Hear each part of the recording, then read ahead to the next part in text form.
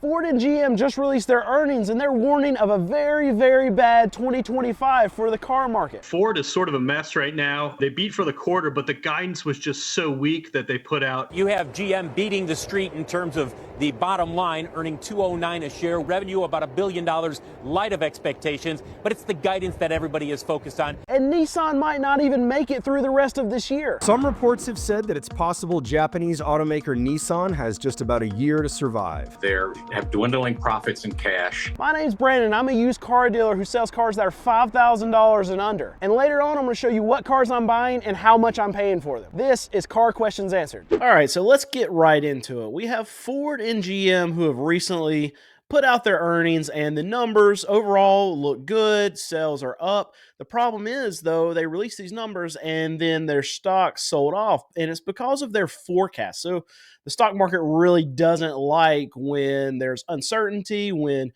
forecasts are supposed to be lowered, and that's what's coming out of Ford and GM right now. And the big thing that both of these companies are looking at is that the market's getting softer and tariffs. Tariffs are a massive issue for the automotive space. And from everything that I've read, it looks like the car market is really the biggest market that's going to be affected if and when these tariffs come into place. The number that we've looked at is 25% out of Mexico and Canada. And if we have 25% tariffs on things coming out of Mexico, keep in mind that a lot of these manufacturers that are in the US, specifically Ford, they assemble a lot of their products, Broncos, Mavericks, a lot of things are made in Mexico and then they're brought up here. So here are the reports coming from both Jim Farley and Mary Barra from GM. Jim Farley, CEO of Ford,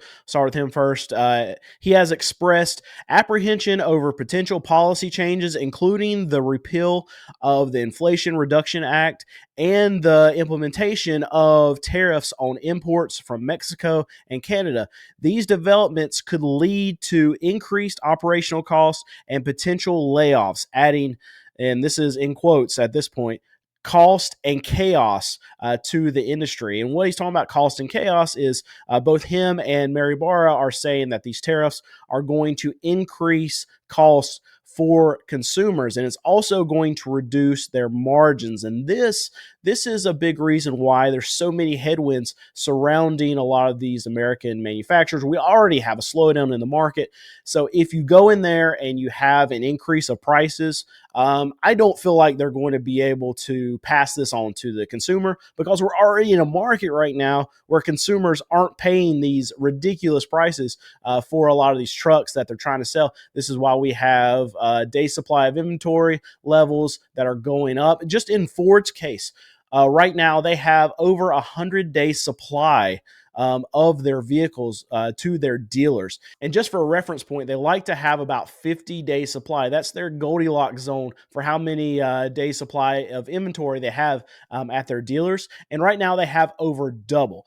I can go ahead and tell you that it's going to continue to get worse throughout the year, because the amount of vehicles that Ford is pumping to their dealers right now is way more than their dealers are actually selling. And I know that we're seeing the numbers, and I see it already. Okay, sales are up. They got to be doing good, right?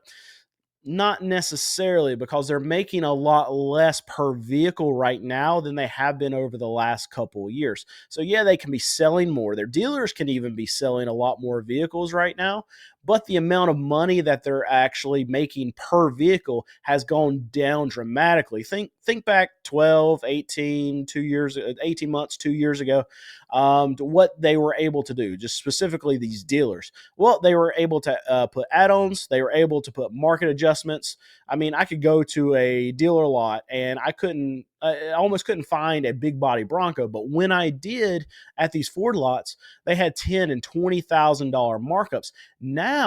Now you can go to any dealer lot that's a Ford franchise dealer, and they have tons and tons of these Broncos sitting around. It's so bad for the Bronco specifically that Ford has pulled back production.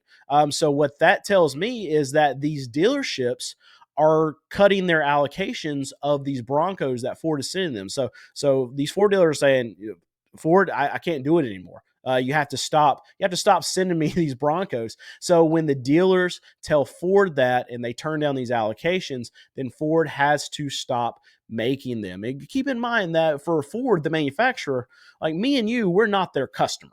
Now they want consumers to buy more of their trucks because they take them off the hands of their dealers, and then the dealers can then take their full allocation, or they can even get more vehicles from Ford, and that's how Ford makes its money. Ford's a wholesaler, so they wholesale all these vehicles to their dealers, and that is how Ford, GM, Stellantis, that's how all these companies make their money, is by selling vehicles to their dealers. And if we get into a situation where these dealers just stop taking vehicles, well, this is the outlook that GM and Ford is talking about, that, okay, 2025 is not going to be as good. And they're even forecasts saying that, okay, 2025 sales are going to be down. And now we are predicting that sales are going to be down in 2026 as well. So Ford, GM, Stellantis, they're not going to be able to push as many vehicles as they had in this past year to these dealers. And that means they're going to reduce the amount of money that they can make.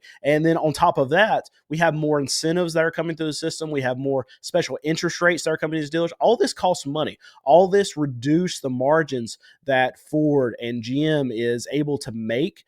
So if that happens, we're going to see more trouble ahead for the car market, for both Ford and for GM. So another big thing that's happened in the car market recently that I think is almost comical is that Nissan, we had this big merger that was supposed to happen with Honda, but now Nissan is the one backing out. And what's interesting to me, and is almost funny, is that, okay, the reason why Nissan is backing out is because they thought that they were going to be equals. They were going to be partners in this merger with Honda.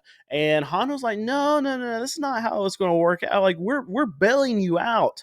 We're making sure that you don't go bankrupt, because before these merger talks, we had the CEO of Nissan come out and say, okay, we are in emergency mode. We're in panic mode. We got to figure out how to get rid of a lot of these cars. They were adding money to the front end of selling a lot of these Muranos and money to the back end. When I say that, they were giving dealers extra money to take more Muranos on their allocations. And then on the back end, when a dealer would hit their sales goals or more than their sales goals selling these Muranos, they would give them extra money there too. So they were trying anything that they could to get dealers to be able to move product and take more product. And this is their solution to their emergency mode.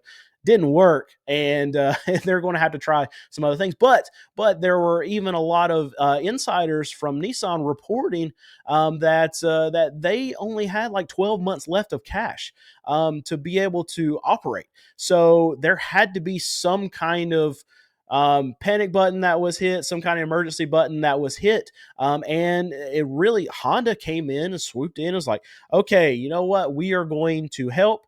And for this, we'll see, it was going to be a win-win situation, because Nissan was going to get bailed out. Honda was going to get help on some production. They were going to get more factories to be able to work out of. They were going to be able to ramp up and bring their margins, make their margins a little bit higher because of the added production that they were going to add with bringing on Nissan.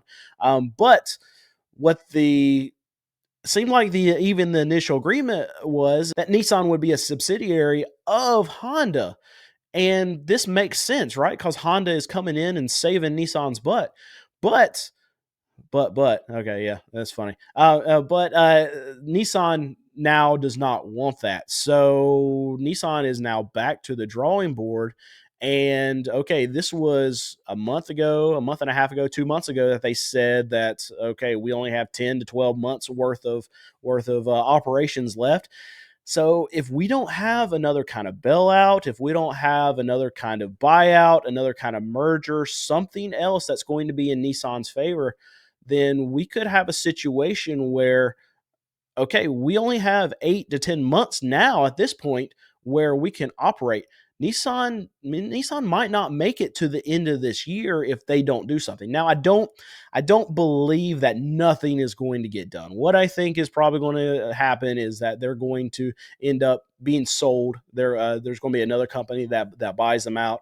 There will be some other kind of merger. It might be that they renegotiate terms with Honda, and it's still Honda that who saves them. I'm still looking for that.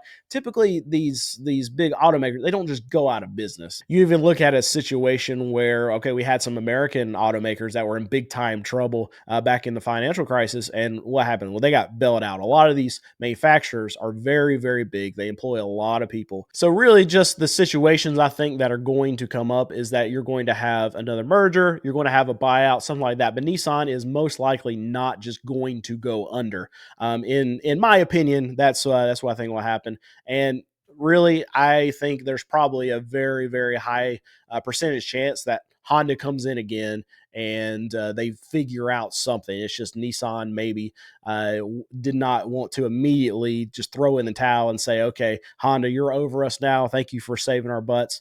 Maybe Nissan will take this time and try to restructure some of their operations and figure out how to sustain a little bit longer and make themselves at least look a little bit better than what they are right now.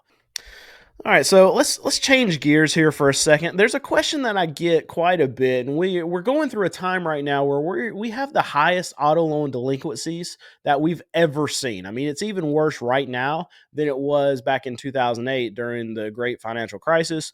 People were losing houses, losing cars, losing everything, and it's worse right now for the auto loan space than it was then. It's crazy to think about, but it's just an element of how high the car prices went so fast, how high car payments are right now, and that people just they can't afford them. And it happened very, very quickly. And this is why we're having this big shock of repos, auto loan delinquencies. But I get the question all the time: what happens to cars that are getting repossessed?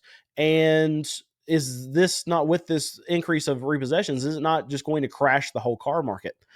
Well, no, it's not going to crash the whole car market. I'll explain that in a second, but let me tell you first what happens to these cars that get repossessed. And there's really two different places where you're going to have a car loan, and two different entities that will be able to repossess your car.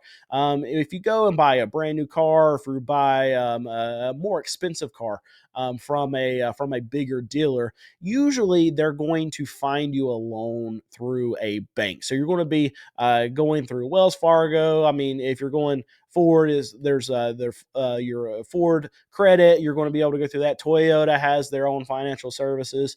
All of these different manufacturers are hooked up some way. All these dealers are hooked up some way. Or if you would go to like a credit union before you would go to go buy your car, if you are going to get a loan on a car, I would recommend going to your bank, going to a credit union, get pre-approved, and get a loan through them. It's going to be way, way cheaper. You're going to have a better rate going that route. I would rather you not borrow any money to buy a car anyway. I would rather you just pay cash for a car, but I know that most people are payment buyers. But if you are going to go that route, if you are going to buy something that I'm going to say you can't afford because you have to borrow money on it, I know a lot of people, it's just the way that they're going to do it. They're going to buy a car that they're going to make payments on. If you're going to go that route, go to your bank, get a better rate, and you'll be better off in your loan that way. But that in that scenario, then that bank, that credit union that you're getting that loan for, if you default on your payments, if you don't make your payments,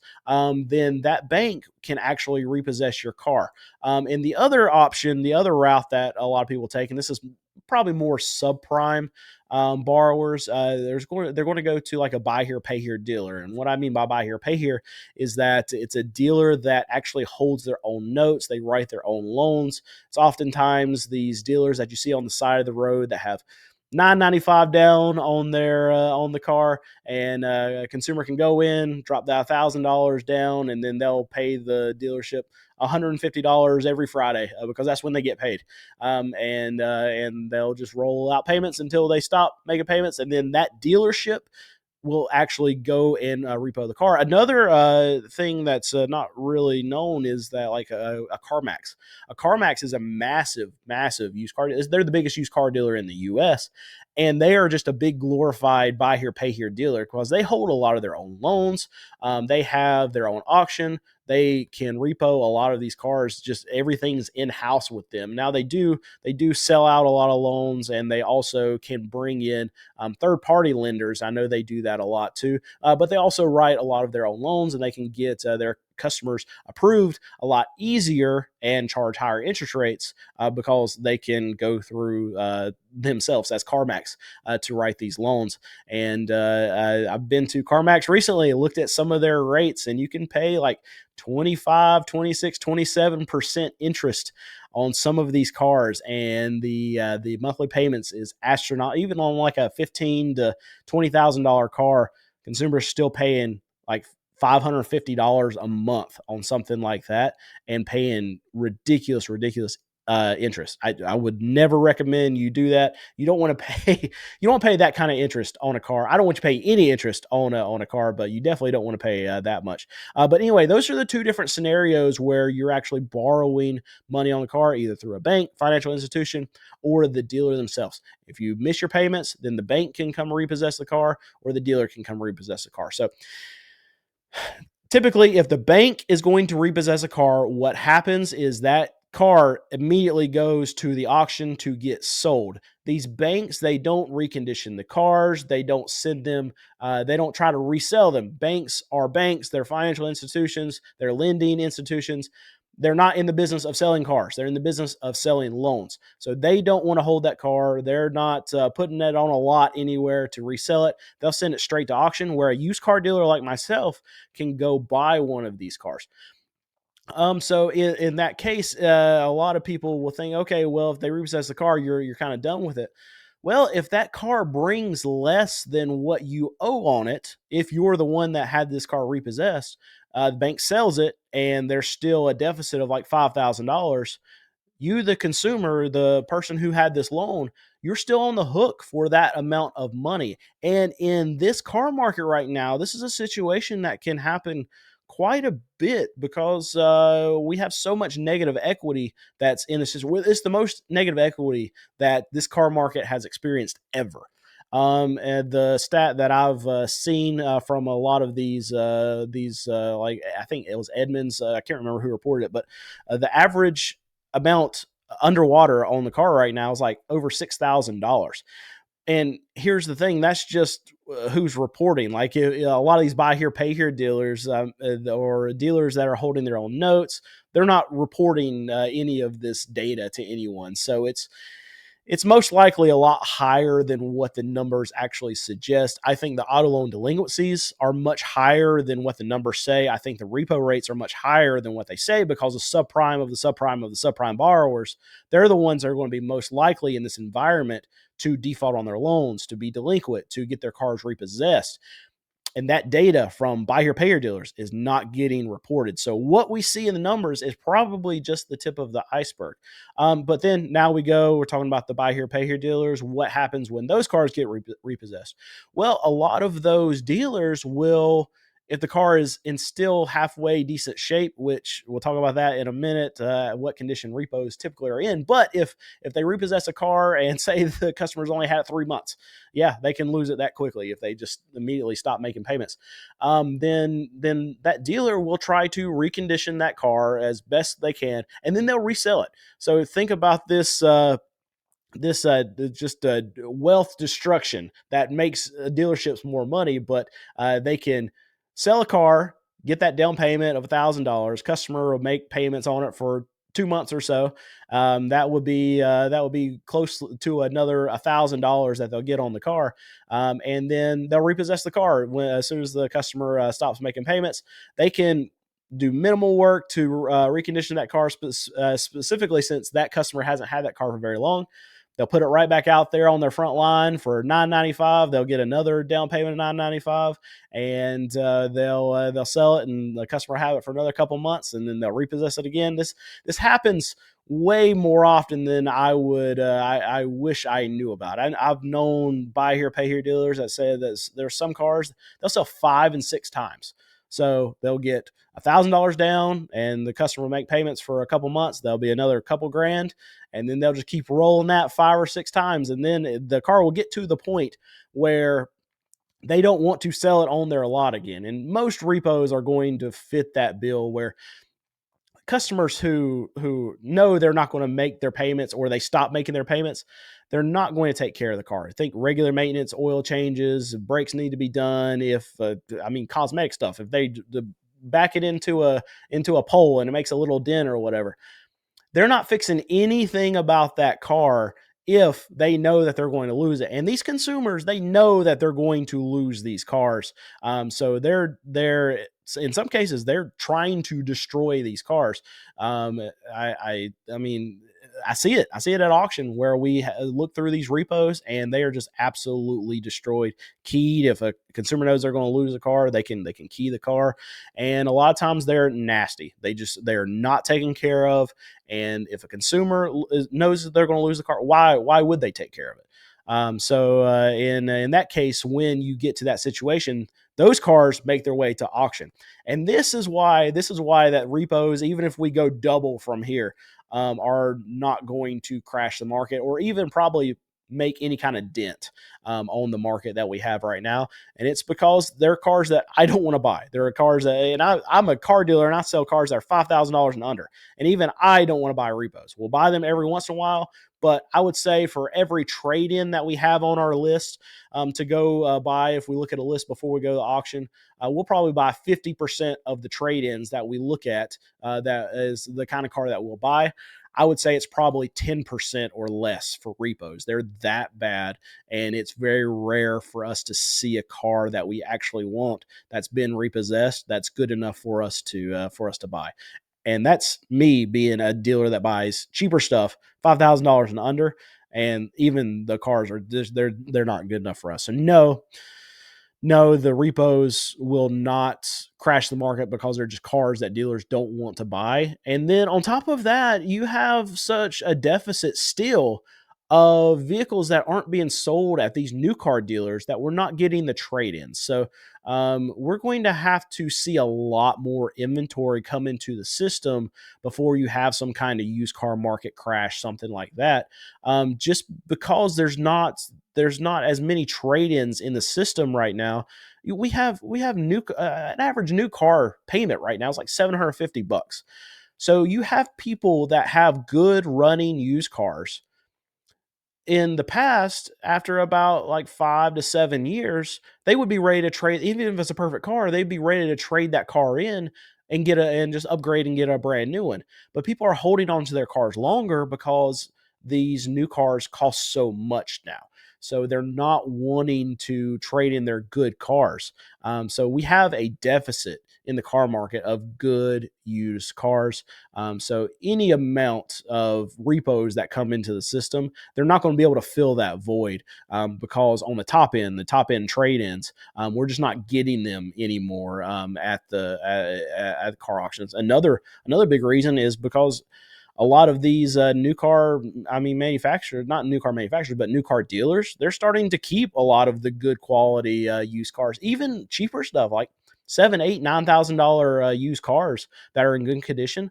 A lot of these new car dealers are starting to keep them because what they're realizing is that they can make more money selling a lot of these used cars than they can on the new cars right now.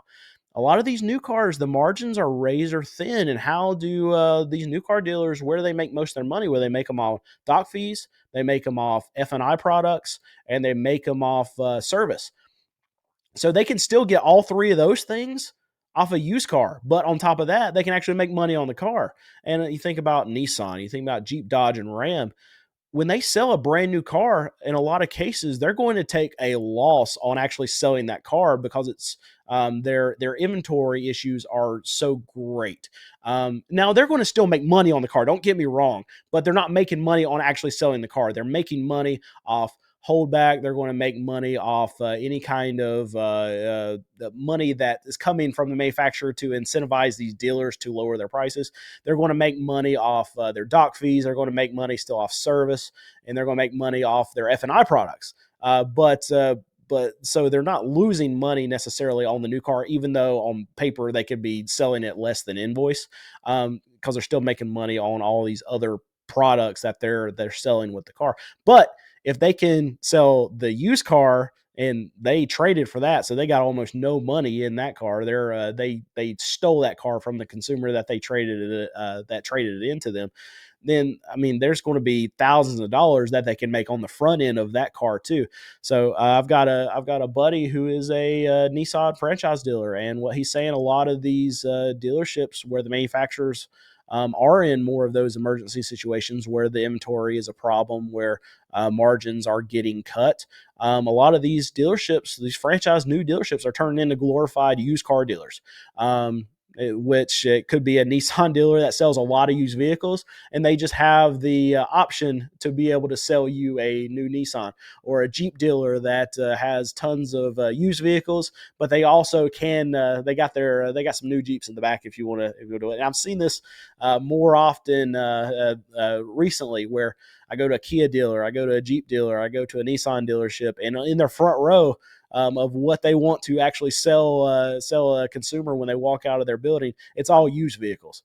And this is going to be a common theme, I think, as margins are going to continue to compress, as these new vehicles are getting more and more incentives, as dealerships are going to have to lower these new cars even further.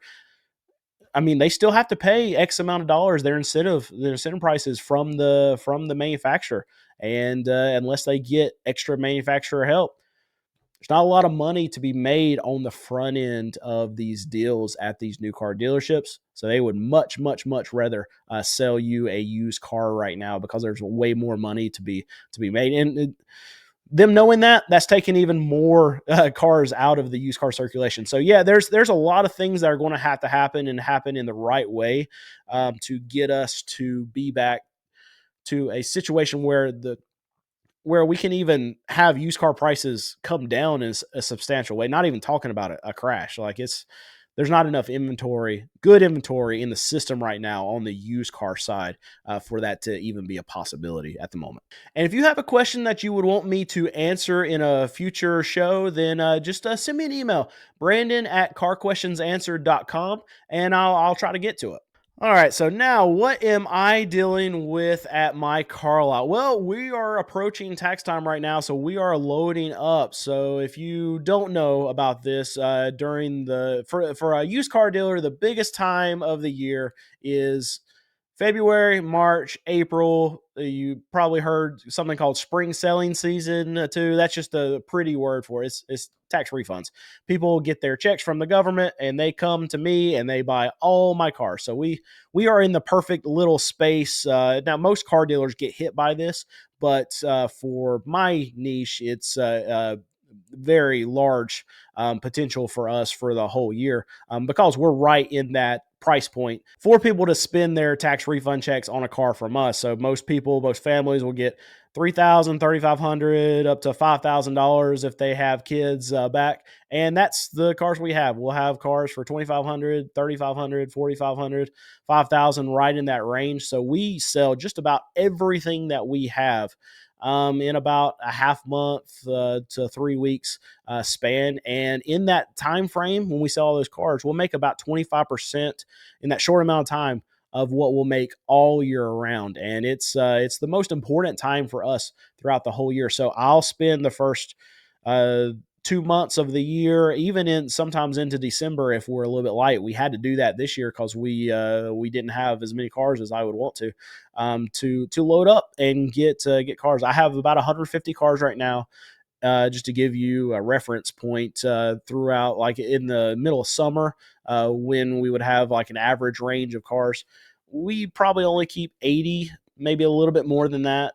So we have almost double right now what we would keep throughout the course of the year. And I'm ready for it. There's a lot of stress during this time because we're getting a lot of cars ready. Got a lot of money out. I don't borrow any kind of money to buy my cars, so it's all cash I got sitting there. And it's even though it's I know tax time comes and it comes every year and we always sell out. It's still in the back of my mind. Well, okay, maybe this tax time is not going to be as good, but because there's a lot of cash sitting there, so it's stressful. But yeah, we're loaded up for it, and then after it hits us, we'll go on a little mini vacation from buying cars for a few weeks, because every year it seems to happen. We go from the slowest time of the year, which is right now, to the busiest time of the year, and every other dealer hits it, and they sell all their stuff and rush straight to the auction and pay jacked up prices, because everyone's fighting each other for every 2005 Toyota Camry with 180,000 miles that goes to the auction, because that's a tax time car.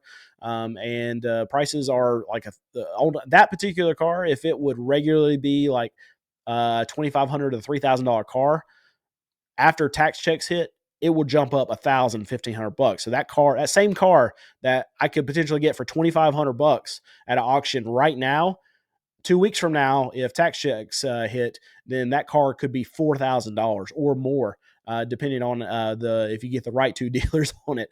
But it goes absolutely nuts, and I'm not going to pay those prices and then have to charge all that crazy amount to my consumers. But the market always works itself out, because as soon as the money gets here, it goes away just as quickly. So you have these dealers that rush to the auction, pay all these crazy prices, and then they turn around and money's gone. They load up their lot with stuff that's too expensive they can't sell, and then they just vanish from the auctions about a month and a half later, and prices crash.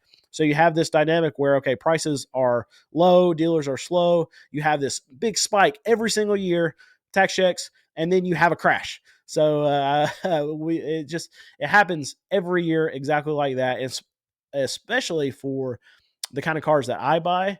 I mean, you can have cars that go up in value like $1,500 overnight, and then you can have the same thing on the back end where the prices of those same cars in a month's time will crash $1,500. And I'm talking about a $2,500 to $3,000 car. So you get a 50% increase and then a 50% crash, all in the course of a month and a half. It's crazy. And luckily, I've been doing this for 14 years, and I've seen it every single year, so I know how to prepare for it. But there's a lot of dealers that, for whatever reason, it always catches them off guard. And maybe it's the more that I'm paying attention to the markets and stuff, and learning about how floor plans work. A lot of these dealers, they might know it's coming, but they might not be able to prepare for it just because they don't have any cash. And that's not a situation that I'm going to be in, but that's what we're dealing with right now in my car lot. And hopefully when I come on here next week and I'm talking to you, I'm going to be able to say, yeah, we've been slammed for the last 3 days. We've sold 50 cars in 3 days, and I'm tired, but money's here and we're making good money. And that will happen. It might be next week. It might be the week after that when I'm talking to you guys, but oh my goodness! It will, the first day that the tax checks actually hit accounts for a lot of these people. We'll sell 13 to 16 cars in one day. Every year happens like that, with double digits, 13, 16 cars. I think 16 is the most that we've sold in one day. And I'm not a huge dealer. Like I said, we have 150 cars, but we don't have 150 cars available right now. We have like 40 at a storage lot. We have another probably 20 or 30 that are being just processed right now. We're going through our recon. So what does that mean? We only have probably 65, 75 cars that are actually for sale. And I mean, so we're not a huge dealer, but we can sell that amount of cars in just one day when they first hit. In the next 2 or 3 days, we'll sell another 10, 11, 12 cars each one of those days. And it's great to see. I'm glad I have this outlet to be able to talk about it and show you guys what we're going through, because we'll go from having 150 cars, and then a week later it'll be like, okay, I got 70 cars, and most of them are in recon right now, so I have almost nothing for sale. But I'll keep you updated with that and let you know how good tax season is, if people are holding on to their money more because things just cost more. We do have ups and downs tax times where there's some dealers that don't feel tax time at all. Luckily, I've never been in that situation. We have had some that have been a little bit slower, and it's taken us a little bit longer to sell our cars, but we always sell through. And it's just an element of our price point, and not many dealers are able to work within the price point that we have, and we're very fortunate to be able to do that and have the skills to do that and have the resources to be able to do that also. All right, so I said at the beginning, I will tell you what we're buying right now. We bought, I think, like 16 or 17 cars in the past week, so I'll run through a few of them. A 2011 Toyota Camry we paid $2,000 for. Now, I'm going to be telling you what we paid at the auction for the car, but there's going to be added expenses on that too. So whenever I'm telling you what we paid for it, and then telling you what we're going to sell it for, keep in mind we're going to have extra fees on top of whatever I paid for it at the auction. And then if we have to fix it, we're going to have that stuff too. So our selling number might be a moving target if these numbers I'm telling you are going to be as far as what we're selling it for. If we don't have to do anything to the car, we average we make $1,200 a car. So I mean, some cars we're going to make $1,600, $1,800 if we hit a home run, if it's really really nice, and we're going to lose money on some cars too. Obviously, we're in the business of buying and selling cars, so we're definitely going to lose money on cars. And we'll just get into it. So I bought, when I say it's also Alex, my mechanic. So he buys most of my cars, and he's way better at buying cars than I am because he knows exactly what he's going to have to fix. And they don't want me to buy cars anymore because he's so much better at it than I am. But 2011 Toyota Camry, paid $2,000 for it. It's probably going to be a $3,500 to $4,000 car on our lot, depending on what we have to do to it. A 2014 Subaru Crosstrek. This is interesting because typically we wouldn't be able to buy something that new and that nice, just because of the price point that we had to stay in. But we're seeing a lot more of this newer stuff kind of creep into our price range because a lot of dealers, with them being so slow right now, they're taking their foot off the gas. And this is the time period, this is the time of year when really these dealers should be preparing. They should be putting their foot on the gas like we are doing. But luckily, we don't run into that situation because a lot of these dealers are reactionary and they don't know, or not, they are unable to prepare. And I talked a little bit about that earlier. But 2014 Subaru Crosstrek, paid $2,800 for it. And just to give you an example of a buyer fee, every time we buy a car, we have to pay a fee on top of it to the auction, and they get a fee from the seller too. And buyer fees are getting astronomical on this one. My goodness, fee was $290. That means before we put any work into this car, we paid $2,800 for it, but we got like $3,100 in it.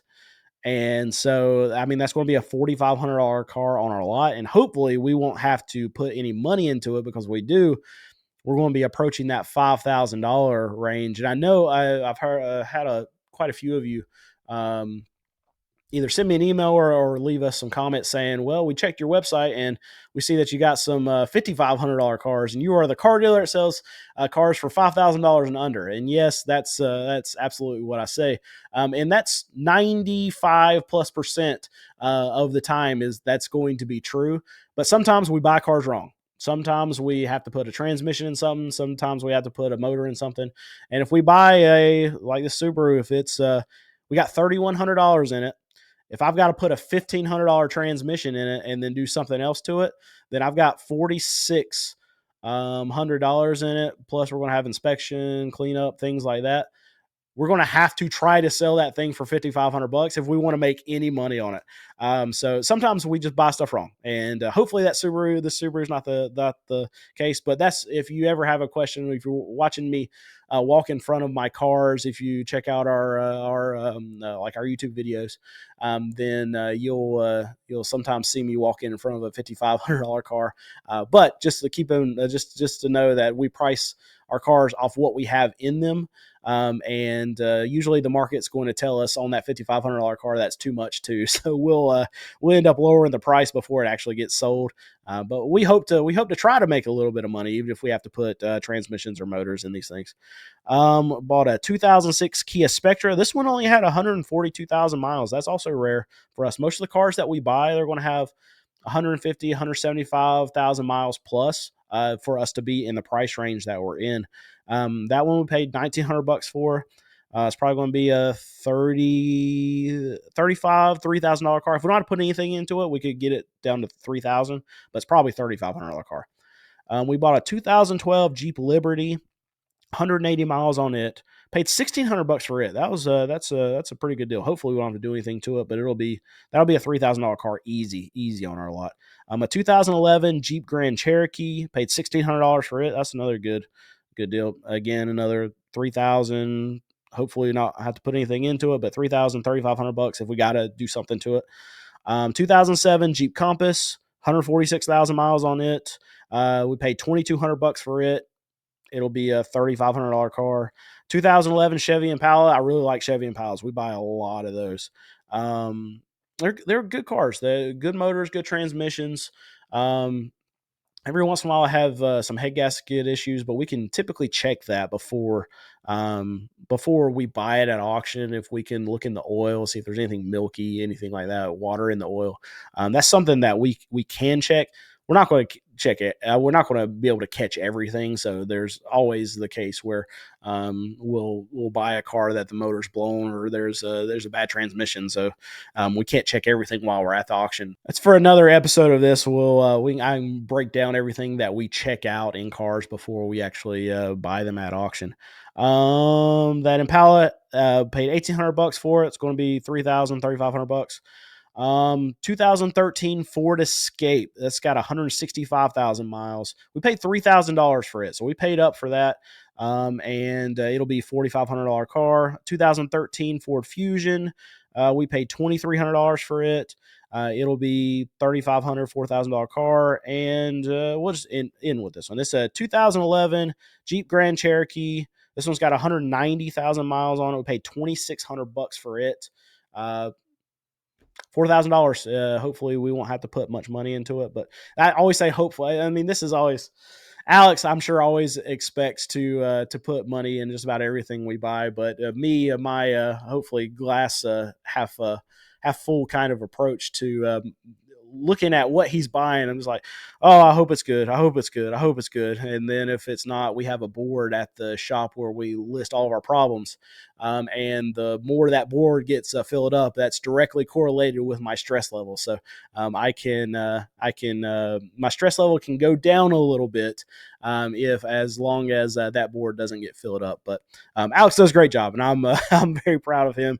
And he's a superhero, and he does great. All right, so if you enjoyed this, please subscribe to this podcast. Make sure you leave me a comment down below with a question to let me know some of the things that you'd like me to talk about on our next show. And I hope you have a great rest of your day. And please, please, please do not buy any cars during tax time or a little bit after tax time.